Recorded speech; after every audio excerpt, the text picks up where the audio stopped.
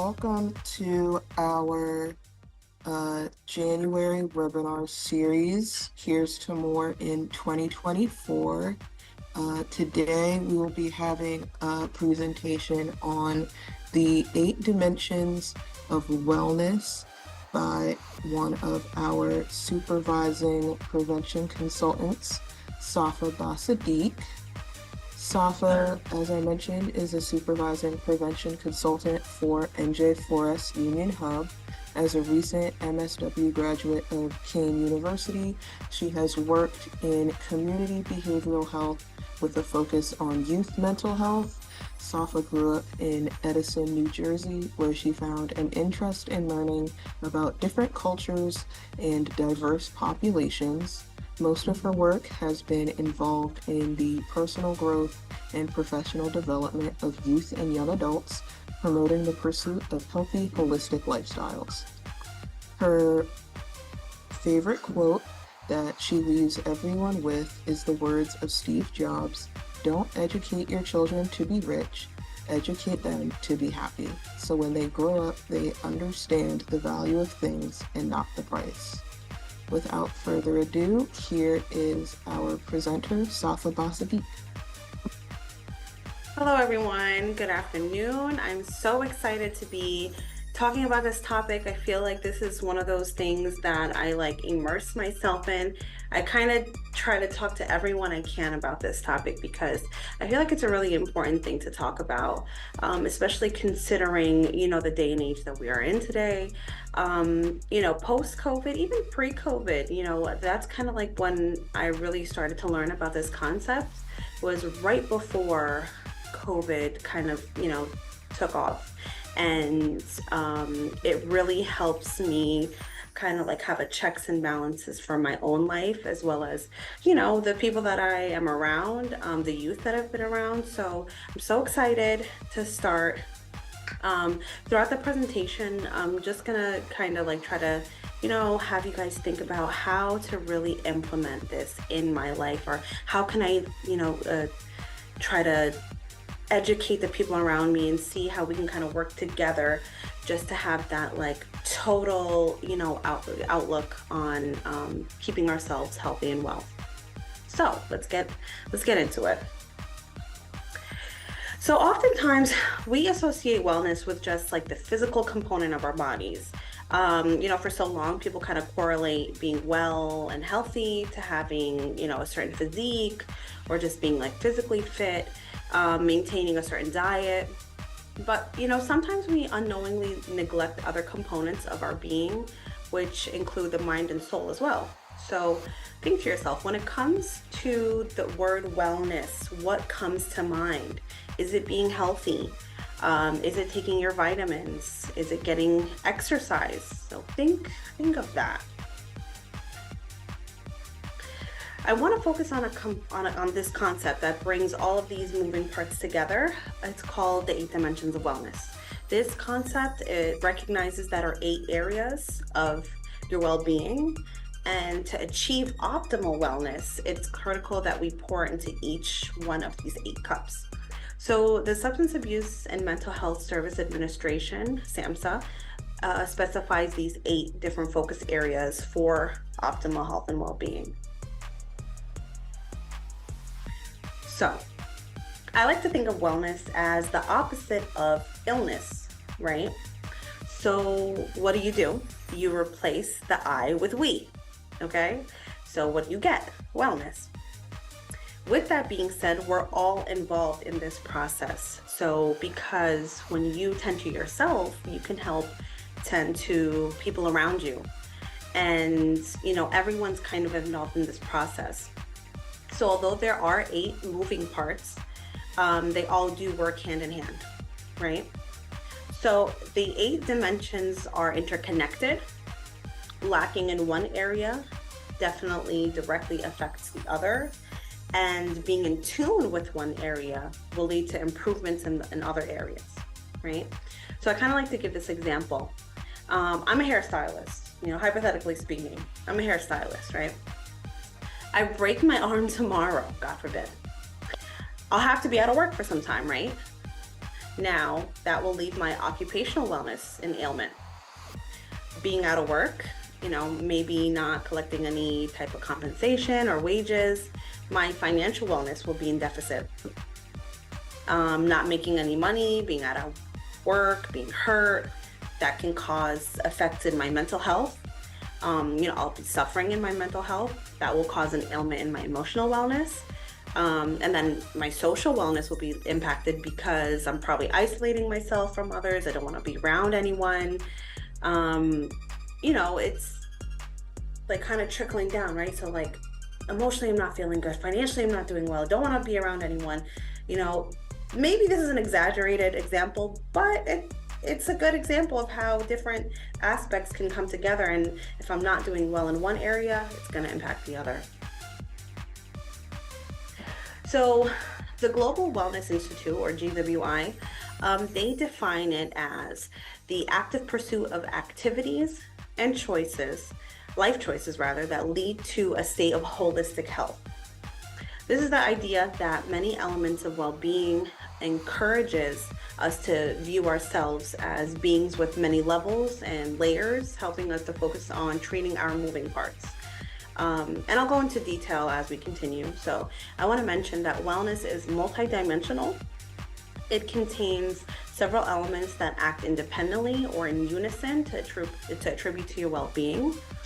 It's dynamic, so tending to your wellness has many facets, different methods, and because our bodies are always changing, there are many ways to be and stay healthy. And it's also subjective, so everyone is unique, everyone is different. Finding personal and meaningful ways to be well is important, and it definitely varies from person to person. And overall, when we are well, we can help others to be well. So let's take a dive. Let's talk about our physical wellness. So in simple terms, nourishing your body with adequate sleep, exercise, and nutrition. So when we think about physical wellness, there's usually the concept that has to do with getting exercise or just eating healthy. But I want to emphasize that a huge factor that I like to, really keep in mind is rest. Rest is essential. It helps us reset. It's, just think about it. It's the mid-afternoon or early evening, and, you're starting to feel like the weight of the long day, and, you have things you got to do, but you're just, something is just coming down on you, and you're just so tired, right? You're feeling that weight of the day. Maybe you just need a little push or like a little, something to keep you going to complete whatever tasks that you need to complete, right? Have you ever just took that quick little power nap, just like 10 to 15 minutes, and that small boost of energy, it leaves you thinking like, okay, I can get through the rest, I can handle business, I can continue, So it's the magic of rest. It's super important, and it just helps us to, continue doing what we have to do for the rest of the day. Especially when we can't get that full 7 to 8 hours of sleep at any time to recharge, right? So proper nutrition, physical activity are complemented through sleep. You can't be super physically fit or, super healthy, diet-wise unless you have that rest, right? So physical wellness is important. It is importance. It boosts our balance between activity, rest, and nutrition to, fuel our minds. The benefits: it reduces risk of illness, increases of energy, increased functioning, and it keeps us sharp when it comes to learning new abilities. Some routes to physical wellness: engaging in just 30 minutes of physical activity. It doesn't have to be a hardcore exercise. It can just be, a brisk walk, getting your steps in maybe. Getting up out of our offices and doing some jumping jacks. I don't know, something just to keep us physical, right? Also recognizing when your body feels ill. That's really important. I really genuinely feel, because I'm, in my 30s now, being sick is very much so different than when I was sick maybe in my 20s. Now I feel it, and just recognizing that, I don't feel well. It's time to kind of like recharge. I got to make sure that I take care of myself through eating healthy and also receiving that adequate rest. So that's very important. So I like to mention that in our county we have a lot of resources to maintain each and every area of wellness. So I'll be talking about that throughout the presentation. While gym memberships, they can be pricey, there are different avenues to tend to our bodies. So we have local wellness centers. We have a local wellness center nearby in Union, and it's a huge help because it cuts down the cost of going to a gym. There are groups that are available, just smaller groups, or just having knowledge, like they give information about that full, the ability to do things at home, instead of having to get a gym membership and spending money like that. Just even doing your research on ways to implement physical wellness practices at home that work for you. So maybe even nutritious recipes, maybe meal planning, or something along those lines, just to kind of give you that empowerment. Or maybe just simply ending your night a little bit earlier so that you're in bed at a certain time of the night.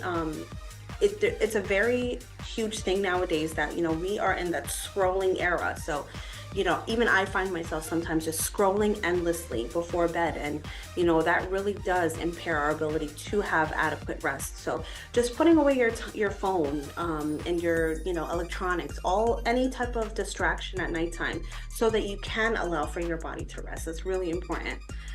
Maybe taking the stairs instead of the elevator. Some little change in your routine, just to have that little bit of physical activity. It can really make a difference. So emotional wellness, this entails being aware of your feelings and the feelings of others. So it's been highlighted definitely in the recent times due to the mental health crisis, post-COVID. So it's very important to note that tending to your emotional and mental health doesn't necessarily mean you're in active crisis. No, it's a way to actually minimize the likelihood of having the crisis. Understanding your emotions and feelings, of being supported, makes a huge impact in our functioning. And it also, helps us feel more connected. It helps us feel in tune. We have more self-esteem, more acceptance. We practice more tolerance. We practice more reflection more frequently. So it's very important, because being emotionally aware of your feelings and what you feel within yourself helps us to navigate and help the people around us, and kind of understand their feelings as well, being more empathetic as well. The benefits of emotional wellness, having that emotional wellness really does empowers you to express yourself in a very healthy way. And then you can also promote empathy in others, right? And by doing that, you'll have a more positive outlook, maintaining mindfulness, and having that, being more receptive, having that ability to receive people that are willing to help you, and then also offer support to others too at the same time. So here's some resources for emotional wellness support within Union, that we can, definitely take advantage of. Luckily, we as a whole, we're moving in a direction of providing more and more emotional support in our community. These three resources are available, but pouring into your emotional dimensions can be very beneficial, like I mentioned before, and understanding yourself, and in turn, understanding others. So, boosting this aspect of your wellness can also involve engaging in enjoyable activities. These can be simple things that make you just feel overall happy, right? Or pleasant, like simply listening to music, right? Listening to maybe some type of positive affirmations, or a positive podcast, or some type of informational, podcast, or, something on the radio that's very positive and energetic, right? That can help you to just start off your day, or help you to kind of have that positive mindset going into work, or starting off your day, in any capacity. Support groups are helpful as well. I find it that nowadays I've seen more and more support groups for dealing with grief, and that can be helpful in dealing with any type of hardship. Environmental wellness can be a little bit confusing, but I want to assure you that it's pretty simple. So this simply means that we are valuing the places that we live and work in. So just the environments that we occupy, right? So being a member of the community also means that we have a level of responsibility in maintaining the environment.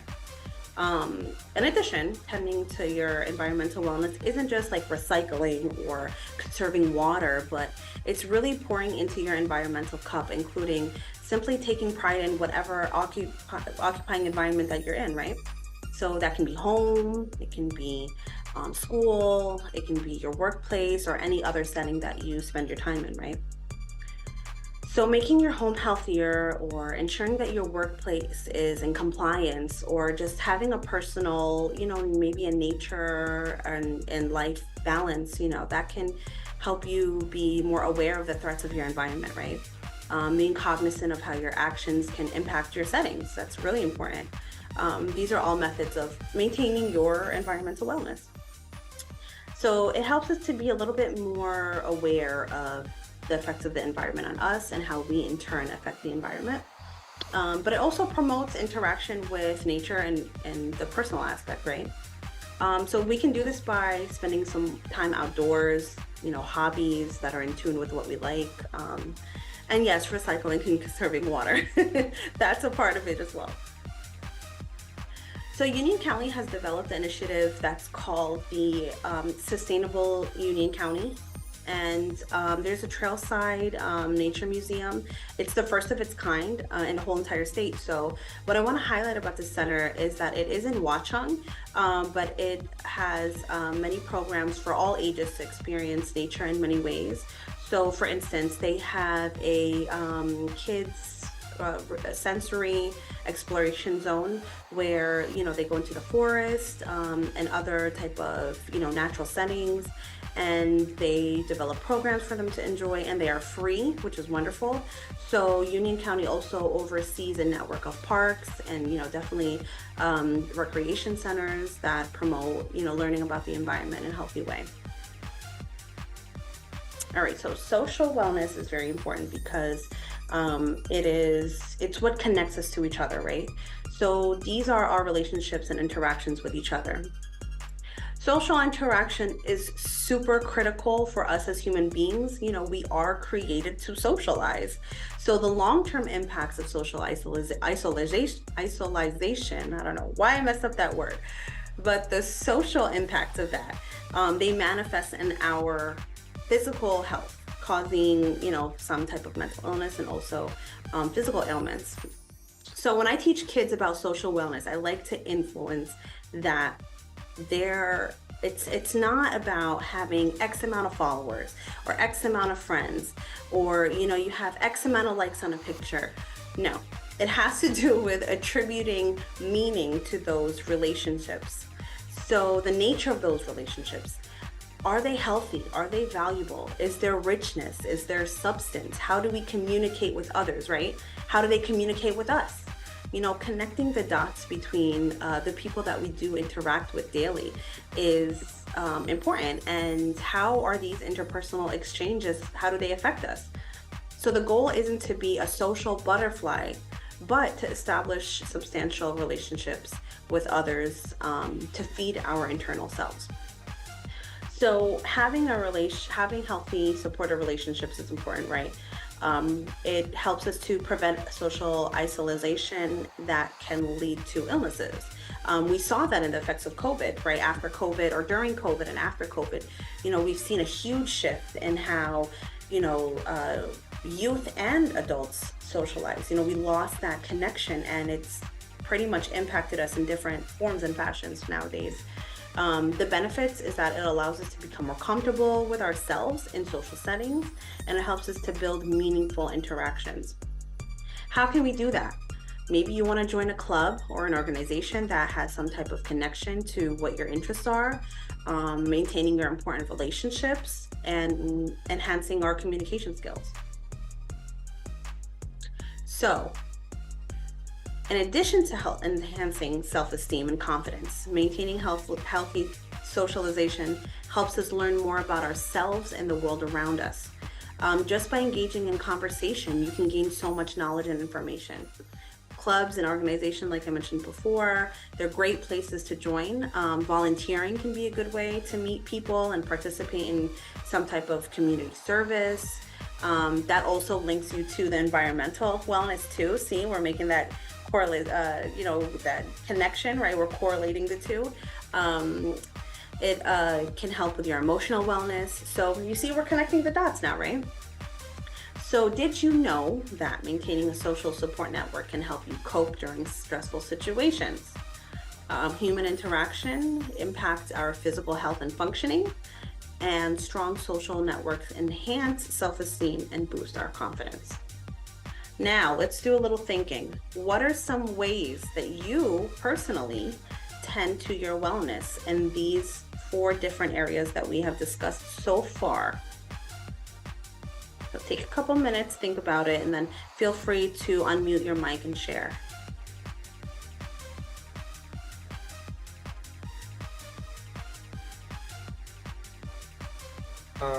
So I definitely feel like for myself, I tend to kind of connect with people who I haven't spoken to in a while for the social aspect. I feel like environmental, it's a good switch up. Sometimes the same environment can get kind of loud and really hard to remain in. Yeah, definitely making those calls, daily calls or text messages to our people, and making sure that, you check on others, and, sometimes check on how they're doing, like, how are you tending to your wellness? And then in turn, you can share how you're tending to your social wellness. Building that connection, that's really important. Does anyone else want to share? I'm trying to surround myself with more greenery at my home, because even though I'm not good, I don't have a green thumb, don't have a brown thumb, but I'm learning. I'm trying to look it up, but I'm trying to surround myself with more plants, and I just like the idea, even though I do have a backyard and like to go outside there as well and bask in the sun, but yeah, just more greenery in the house. Thank you. That's awesome. I like to do more greenery too. I feel like when we're around plants, I don't know, it brings life, because plants are life, they're live. So it makes you feel like we're in, like, it's not just human being life, it's like actual nature, like plant life. So that's a good example. Anyone else? How do we tend to maybe our physical wellness? So I think for me it does both, because I like to go for walks, especially in winter. You know how it's so dark all the time, like early on. But if I catch a little, sun in the morning and just go for a walk, even if it is too be a little bit, it just keeps me in a better mood, and it just makes me feel better. Absolutely. That's something that I haven't really done, is take walks at nighttime, or even like, we get out of work and it's super dark already, so it makes you want to just go home and stay home. But maybe if you push through that urge and take a walk, take a nice walk, maybe in your neighborhood, or maybe at a park or something, around the corner, somewhere safe and somewhere, that's walkable. I think that's a great one. All right. So let's explore other dimensions. All right, let's talk about occupational wellness. So occupational wellness, so we began to link our 4 dimensions from earlier, right? So when we think of occupational wellness, we think of work, right? It is exactly that. It applies to any type of work that you do. So maybe not just your employment, but any other type of work that you're involved in. This can include vocational employment, academic work as well. Think about it. Are we satisfied with the work that we put out? Are you in a fulfilling career path? And if you aren't, it's okay. But how do you reach that satisfaction? When do you feel the most rewarded in the tasks that you do? These are some questions that should be coming up. So at times, many of us struggle with having that work-life balance. We can actually thrive in both areas of our life when we prioritize that balance, right? So I'll give you an example. Addressing work-related stressors during work time is very important, because It can reduce the possibility of expressing agitation from work at home. So at times I kind of observed instances when conflict at work can spill into your home life. And then to avoid that, it's critical to utilize proper communication venues at the workplace, aiming for resolving any conflict resolution, when necessary, appropriately too. Decompressing before going home is helpful too. So sometimes what I like to do, and again, maybe people do it differently, but I like to, before I enter my home, I like to kind of decompress, especially if I had like a rough day at work. I kind of decompress. I take that like 15 minutes before I actually go home to kind of process things in my mind from work. And then once I'm ready, I feel like my mind is clear, I go into the house. So that way I kind of differentiate between the two energies. And then I don't bring in whatever has, been weighing on me into the home, with my family. On the other hand, issues at home, in the home environment, can impact your performance at work if it's not addressed. So tending to personal issues and, trying to separate personal from professional, it can allow you to divert those energies into the appropriate areas. So the importance of our occupational wellness, it definitely encourages taking pride into your work and having a sense of accomplishment, a sense of fulfillment. That's really essential to making us as productive and satisfied as we can. Your attitude about your work directly impacts the career satisfaction, and it gives you feelings of being rewarded. How do we do that? Let's try to maintain a work-life balance. Communicating with colleagues and management in the appropriate manners, definitely trying to address issues as needed, and maybe giving constructive criticism and feedback and allowing for that to come into you as well. It can help you to explore new and challenging tasks.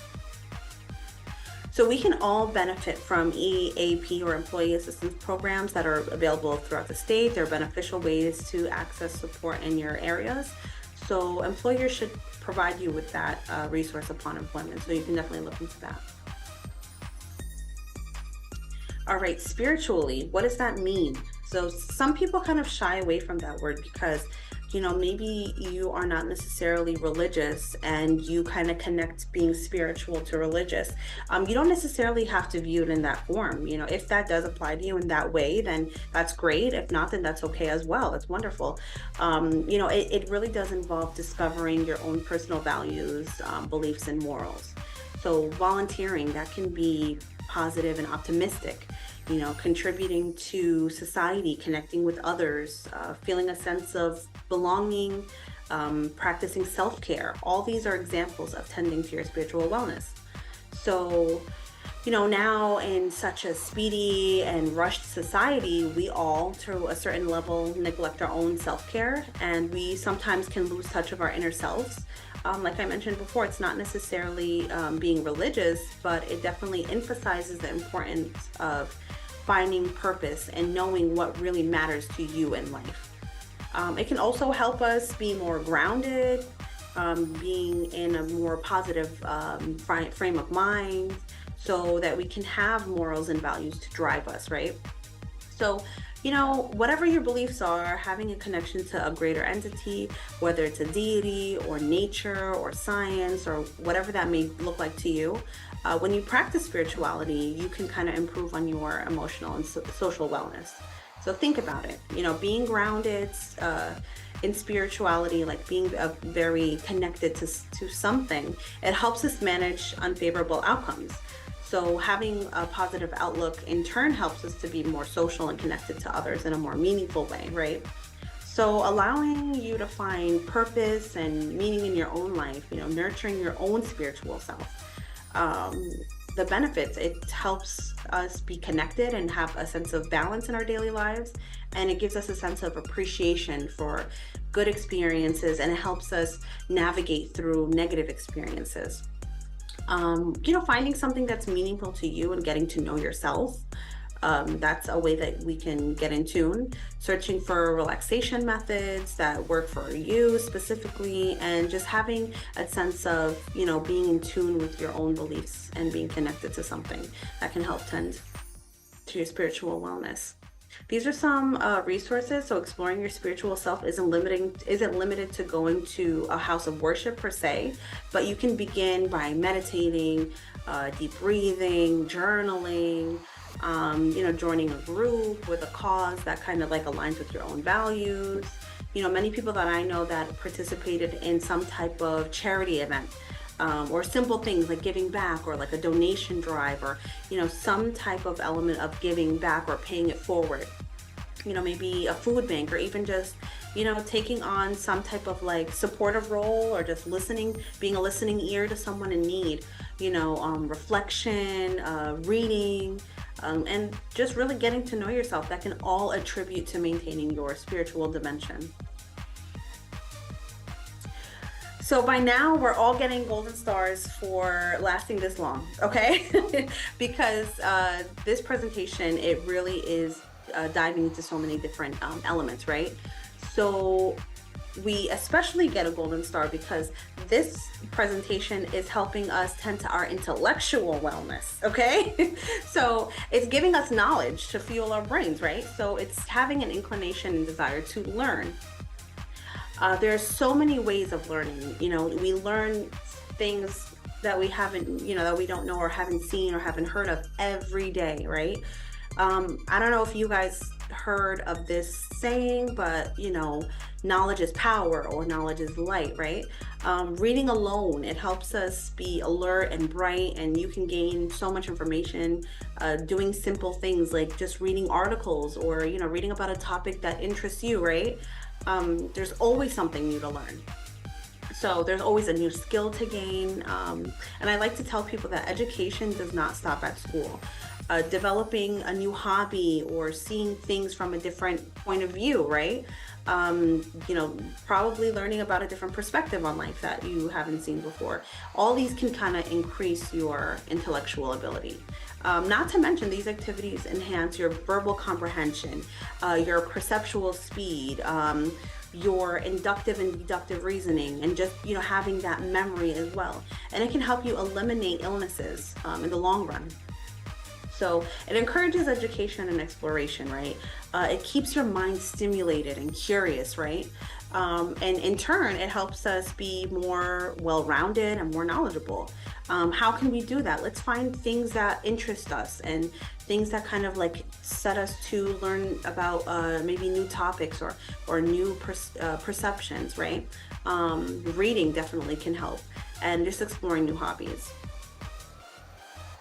So think about your own intellectual wellness, right? The benefits of that, maintaining your intellectual wellness. It includes development of good study skills, or time management, the ability to challenge yourself, or see things from different viewpoints, like we said, or see things from all sides of an issue rather than having a narrow point of view. Becoming a critical thinker, a creative thinker, right? Having your own opinion about life issues, or exposing yourself to new ideas and people, and maybe learning about the different beliefs of people around you, right? So right on the screen, that's a good source to kind of see a little bit more about developing a new sense of intellectual wellness. All right, we are coming to a close end of our 8 dimensions. This is actually number 8. So many of us don't think of our financial state as a major component to our wellness, but I'm sure many of us can agree that it plays a huge role in our well-being, right? So this eighth dimension, it focuses on how to improve your financial competency and how to be more apt and equipped to reach your goals, right? So for instance, having a grip on your spending, or keeping track of, your expenses, that can build confidence and makes you feel like you are in power. It's a very empowering feeling to know that you're able to track and have control over that. It increases your likelihood to make better financial decisions. It helps you take steps to improve on your financial standing. So the goal is really to know how you want to implement these values to provide yourself or your family or the ones around you or whoever's important to you in your life with the life that you want to live. So for example, budgeting, that's a financial skill. However, it may be, budgeting can help you feel in control of your current and future financial situations, and it's a step towards having that financial wellness. Similarly, debt is an instrument that people tend to see as, people tend not to see it as an instrument, but it can be an instrument in maybe attaining something that you need to. So for example, maybe buying that car, or financing a home or something along those lines, just having that literacy on debt, how to reach certain goals in that sense. Debt can be in the form of loans. I guess student loans is not all that great after you're done with school, but they help while you're in school, right? So the importance of financial wellness, it promotes literacy and being prepared and competent in your money managing, right? The beneficial aspects, it prepares us to handle stressful financial situations, and it helps us to develop smart spending habits, leading us to attain those goals that we've set. How can we do that? Just create a budget and stick to it. Half the battle is sticking to it, right? Keeping track of your expenses, understanding credit, that's a huge one. And then finding ways to minimize unnecessary spending and maximize saving if that's one of your goals. So I want to mention that New Jersey has started this initiative. It's called NJ4S, stands for Financial Literacy Initiative. And people can go onto this this link and understand a little bit more about implementing financial literacy to youth, and also diving into that subject for themselves as well. All right, let's think about it now. For these last 4 dimensions that we went through, let's think together. How can we promote these aspects of wellness amongst youth? So occupational, spiritual, intellectual, and financial. So take a couple minutes and then to think, and then feel free to unmute your mics to share if you'd like.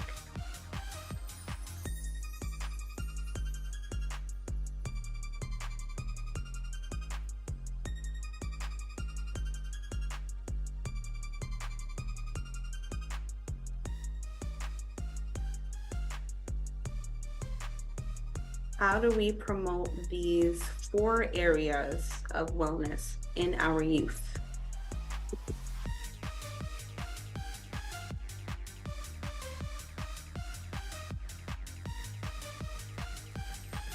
I think just doing a lot of different presentations like this through NJ4S that educate students and their families on these topics. So like doing financial presentations that break down different types of saving accounts, that explain that to kids and their families of it doesn't just all have to be one pot of a savings. You can have an investment account, and you can have a savings account, and all the different types of things that they might not know about. And I think just allowing them to have a space to ask questions on those things, I think is a great resource. Absolutely.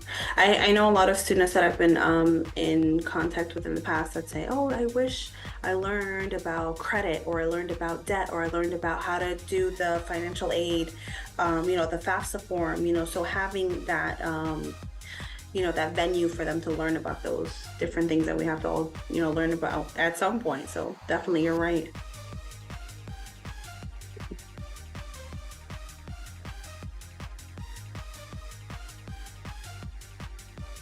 So for occupational, one that comes to mind is, giving our youth the resources and the knowledge to, know more about, job readiness. What does it entail? Maybe professionalism, in the workplace, having that sense of effective communication in the workplace. I think that's something that I'm not sure if it's taught so much in schools, but that's definitely something that we can help promote amongst youth for that area of wellness. I think that for the spiritual area, to promote it within the youth, I think if it would be good to promote like volunteering everywhere or somewhere, because this way they could see how blessed they are, how good they are, and how some people are not as fortunate. this brings a sense of gratitude, and that gives them a good spiritual high, I think. Just a little something. It doesn't have to be something so huge, but promoting within youth, being volunteer here or there is a good way, I think, to lift their spirits up. Absolutely. Community service. I mean, I haven't heard too much about schools, what they do in terms of community service, but that's a good one too. How giving that paying it forward and giving back. That's a great way to boost that type of, spiritual wellness. All right. So the next thing that we're going to learn about is, my PowerPoint is right. Let's just think about how do we implement all 8. It can be a little intimidating when we think of every single area being at 100%, because that's not realistic. We're not always going to be at 100% in each area of our wellness, right? We might be thriving in some, and some we need to tend to, right? So let's talk about it. So definitely checking in, having those check-ins with your family and friends, anyone that you feel really supported by, and, maybe it might be a certain group that's, that you can be more transparent with than others, having that sense of, well, how are you doing? I'm not doing so well. Okay, well, how can I help you? How can I support you? And in turn, receiving that type of support, that can help, navigate through. Maybe you're experiencing the same type of challenges. It can really help to, learn different ways of coping with whatever you need to go through. Definitely finding a balance. So like I mentioned before, you're not going to be at 100% in every area. You might be at a 10 here, maybe at a 4 here, and then tomorrow it'll be like an 8, and I'm at a 6, or maybe I'm at a 2 in a couple areas. I need to work on it. So trying to find that balance in each area can really help. Having a plan, so identify what areas that you really want to focus on. So maybe right now, one of my goals is to pay off my car note, right? I want to make sure I pay it off in a certain time, having that plan. Okay, so if I want to do that, I'm going to have to, maybe cut down on going out, cut down on spending money on maybe things that are unnecessary, right? Financial. Okay, there you go, right? And so on and so forth. And then definitely education. So now that's on us. So now we know, after this webinar, we're more knowledgeable. So we can spread what we've learned today, and do that cycle of check-in, balance, plan, educate, check-in, balance, plan, educate, right? So it's a cycle. So now that we know, we can implement those different those different methods to tend to ourselves and our others. We've dropped the I and we put the we, right? So it's wellness. We're in it together. So lastly, I leave you guys with this in summary.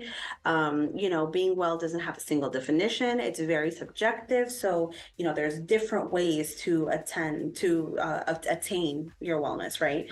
So it's a mind, body, and soul perspective. It's a holistic approach. Managing your dimensions is really an investment to you. It's investment into yourself, and it allows for the highest functioning version of yourself. So when you are well, you can help others to be well as well. I'd like to thank you guys for joining the webinar, and I hope that you learned something. And if you do by any chance have any questions, feel free to reach out to myself or the NJ4S team. Thank you. Thank you so much, Safa, for that amazing presentation on the 8 dimensions of wellness. I just put a link in the chat for our feedback form. If you have any notes or good words that you would like to share about Safa in this presentation on 8 dimensions of wellness, please click that link and give us your feedback. We'd greatly appreciate it. We are constantly doing programming like this here at the Union County Hub of NJ4S.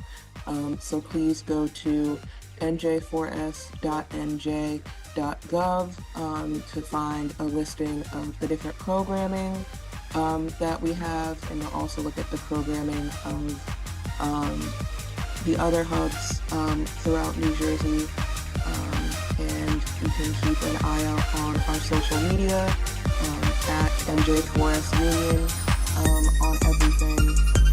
So thank you so much, everybody, for joining us today, and have a great rest of your day.